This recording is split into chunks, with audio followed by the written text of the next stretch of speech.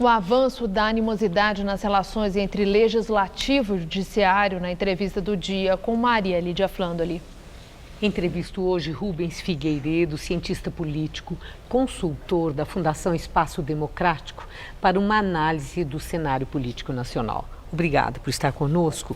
Bom, eu quero começar com esse dia, que foi um dia muito tenso. Nós vimos agora no judiciário os nervos à flor da pele, com magistrados perdendo a compostura.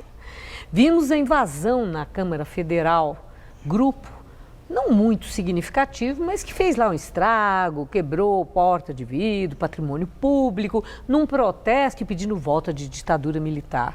No Rio de Janeiro, protesto de servidores que não aceitam aquele pacote de ajuste e todas as medidas tão duras, inclusive destacadas pelo Vinícius Torres Freire no comentário agora há pouco. E em Belo Horizonte também. Teve ali também uma investida contra a Assembleia Legislativa em função de desmandos do governo Pimentel.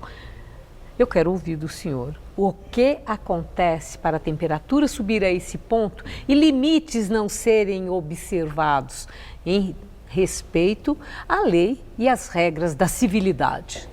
Nós não podemos tomar o dia de hoje como um exemplo daquilo que vem acontecendo no Brasil de uns tempos para cá, desde que o governo Michel Temer assumiu. Nós vivemos um momento, Maria Lídia, de, vamos chamar assim, de hiperatividade institucional.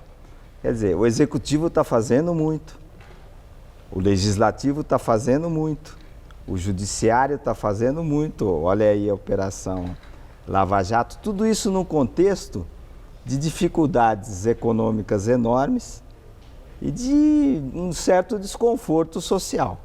Então, é natural que esses percalços aconteçam durante um dia, como aconteceu hoje, porque essa hiperatividade gera, obviamente, atritos entre os poderes e estimulam a sociedade a cenas como essa de um grupelho que invadiu o Congresso pedindo a volta dos militares, que é algo que não tem adesão de nem 1% da sociedade brasileira. O senhor usou a palavra estímulo, né? Estimulam. Nós vimos esse bate-boca deselegante entre dois magistrados, figuras da mais alta corte do país. Em termos de estímulo, como é que esse comportamento de Lewandowski e Gilmar Mendes pode permear a sociedade, levando uma referência de um vale tudo, tanto de bate-boca como de invasão? Não é bom. Agora, durante o mensalão, o Brasil assistiu durante meses a fio algo muito pior do que nós vimos aqui agora há pouco. Agora, Maria Lídia, eu acho que a gente tem que tomar um pouco as coisas nas suas proporções.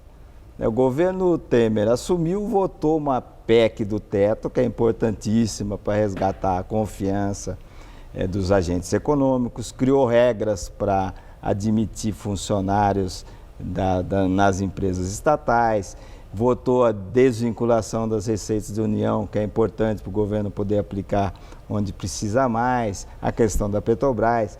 O valor da Petrobras subiu muito, o valor da Eletrobras, do Banco do Brasil. Então o Brasil tem um rumo. É óbvio que com a Operação Lava Jato, o Congresso querendo diminuir o valor da remuneração dos membros do Poder Judiciário e o Executivo tendo que fazer tanta coisa, que esses percalços aconteçam. Agora, o senhor deu esse exemplo, né, do Congresso e no Judiciário. O senhor identifica uma guerra entre essas duas instituições, legislativo investindo contra interesses do judiciário, possivelmente premidos pelos resultados da Lava Jato, e o temor que muitos têm pelas denúncias que já sabemos e outras que poderão emergir? Existe aí uma guerra entre duas instituições tão importantes? Eu acho que a guerra de duas instituições como essa seria uma falência do sistema político. Mas nós estamos com indicadores nessa animosidade que estamos a caminho de uma guerra? Você tem alguns momentos, como quando o presidente do Senado, Renan Calheiros, veio a público para usar numa linguagem muito inadequada acusando a Polícia Federal de ter invadido o Senado, eu acho que passou um pouco do tom.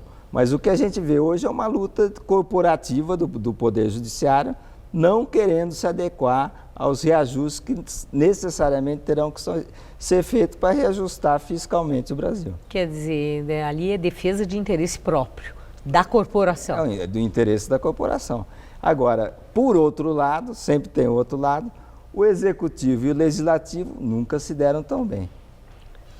O Executivo está tentando não entrar nessa briga, mas ainda em relação ao Legislativo e Judiciário, todas as medidas tomadas pelo Legislativo, no sentido de conseguir anistia para quem usou Caixa 2, ou seja, falcatrua do passado, uma vez tipificado Caixa 2 como crime, agora fica ali abençoada como se não tivesse acontecido. Por outro lado, a lei de responsabilidade que está sendo ali elaborada, apresentada pelo presidente do Senado, que é uma pessoa também com problemas muito sérios em relação à justiça, para atingir Ministério Público e Judiciário. É claro o movimento de fragilização e esvaziamento da Lava Jato? Temos razões para estar bem preocupados? Não me parece. Eu acho que a Lava Jato ainda vai longe. Nós teremos aí nos próximos... O que não lhe parece? Não há esse movimento? Não. Ou ela está firme? A Lava Jato não obstante o movimento? A Lava Jato está firme. Nós teremos aí a delação da Odebrecht. Talvez será o maior movimento da Operação Lava Jato. Tudo indica que será, mas disse que de entre 200 e 300 parlamentares serão comprometidos. Agora, a questão... O Caixa 2, ele é um crime eleitoral, hoje.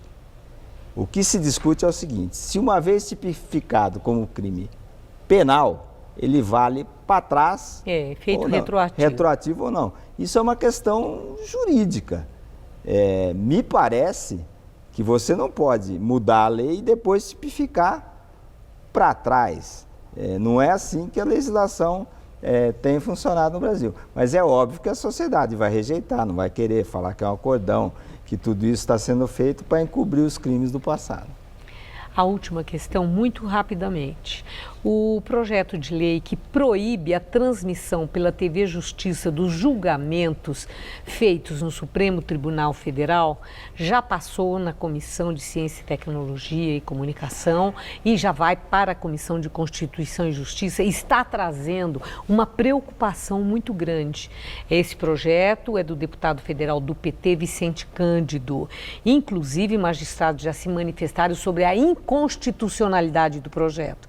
Quero saber se o senhor concorda com o que disse o ministro Marco Aurélio Mello, que se referiu a essa proibição de excomungável. É um retrocesso evidente. Um dos fatores que ajudou a opinião pública a passar a confiar mais na justiça foi a transmissão ao vivo do julgamento, como o do Mensalão e recentemente alguns julgamentos do Supremo. Eu acho que a sociedade brasileira, a opinião pública, tem o direito de saber como o Supremo julga as causas mais importantes do país. Muito obrigada por sua entrevista, uma boa noite. Eu que agradeço.